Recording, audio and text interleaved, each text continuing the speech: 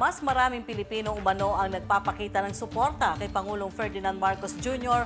ayon sa pinakahuling tugon ng MASA pre-election survey nitong January 2025. Batay sa datos, 36% ng mga botante Pilipino ang nagpakilalang pro-Marcos habang 18% ang pumani kay dating Pangulong Rodrigo Duterte at sa kanyang kampo. Samantala, 26% ang nananatiling walang kinikilingang politikal. Bagamat halos walang pagbabago sa kabuuang bilang ng mga pro-Marcos kumpara sa nakaraang survey noong Agosto ng nakaraang taon, kapansin-pansin ang pagtaas ng suporta sa Balance Luzon, partikular sa Ilocos Region, Bicol Region at Cagayan Valley. Samantala, bumaba naman ang 16% ang suporta para kay Marcos sa Mindanao.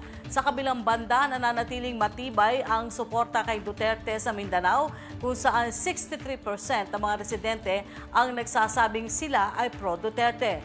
Lumakas din ang suporta sa Class E mula 21% noong Agosto 2024 patungong 41% nitong Enero 2025.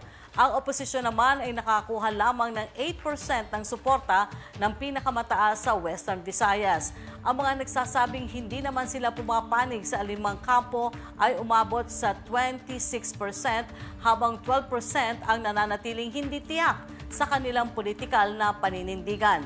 Habang papalapit ang halalan, nananatiling matibay ang posisyon ni Pangulong Marcos sa survey, subalit kapansin-pansin din ang muling paglakas ng kampo ni Duterte, lalo na sa mga mahihirap na sektor at sa Mindanao.